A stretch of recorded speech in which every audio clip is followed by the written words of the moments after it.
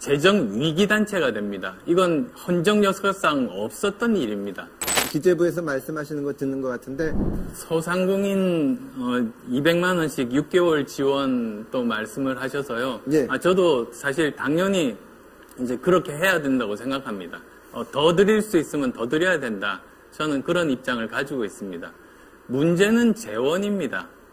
그 재원에 대해서 지난번에 토론에서 조금 이야기가 나오다가 말았었는데요. 그 부분 좀 자세하게 설명해 주시면 좋겠습니다.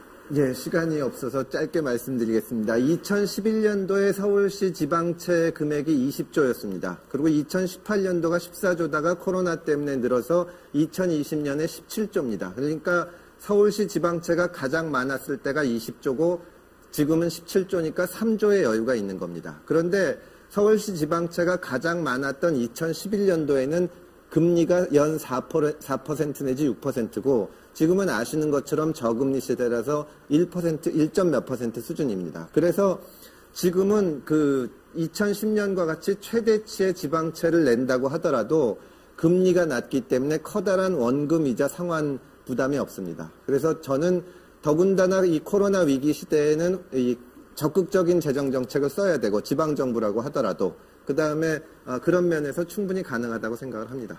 지방채 발행 규모는 어느 정도 예상하십니까?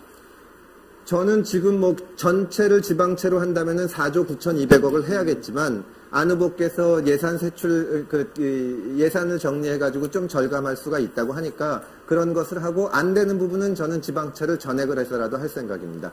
26%가 넘어서 무슨 뭐 경고를 받을 수 있고 그런 말씀을 안 후보께서 하시는데 지금은 그런 거 따질 때가 아니라고 생각합니다. 예, 여기서 몇 가지 좀 또 지적을 하고 싶은 부분이 있습니다. 채무가 지난번 처음 박원순 시장이 취임했을 때부터 이제 2020년이 되면 조금은 줄었습니다. 그때보다. 그런데 아마 2021년 예산서를 못 보신 모양입니다. 2021년 예산서를 보면 채무가 다시 19조 5천억이 됐습니다.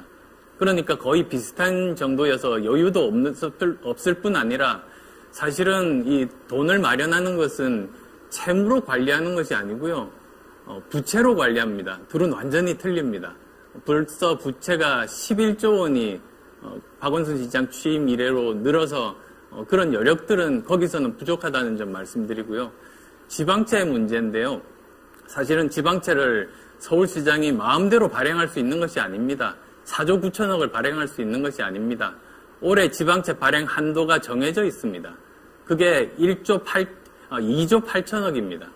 그리고 또 그걸 다 쓸 수 있는 것이 아니라 그 중에서 1조 2천억은 고정비용으로 나가는 겁니다. 그래서 그나마 쓸 수 있는 게 1조 6천억인데요. 이걸 다 발행을 하게 되면 예산 대비 채무 비율이 26%가 넘게 됩니다. 말씀드렸듯이 25%를 넘으면 재정주의단체가 되고 만약에 여기다가 아까 금호부께서 말씀하신 것처럼 4조 9천억을 그 지방채로 발행한다. 그러면 거의 35%가 되는데요.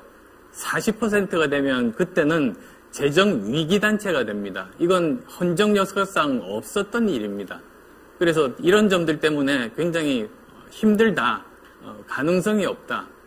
그런 점들을 말씀드리고 싶고요. 제가 시간이 좀 더 있습니까? 예, 시간 제한 때문에 여기서 홍태섭 제 방법을 말씀드리려고 했습니다만. 예, 안 후보 말씀 다 맞는다고 쳐도 헌정력 저는 정말 기재부에서 말씀하시는 거 듣는 것 같은데 헌정 역사상 코로나 위기가 없었습니다. 지금 재정 상황이 어려워질 겁니다. 하지만 서울의 41만 소상공인들 자영업자가 무너지면 일자리도 도저히 살아날 수가 없습니다. 저는 시의회, 중앙정부와 어떻게 협조를 해서라도 자영업자가 버티게 해야지 나중에 부채 비율이 낮고 서울시 재정이 건전하면 뭐합니까? 일자리도 없어지고 지금 가게들이 다 문을 닫으면 서울은 못 살아납니다. 이 비상시국에 저는 어쩌면 재정규칙 같은 것만 들고 나오는지를 모르겠습니다.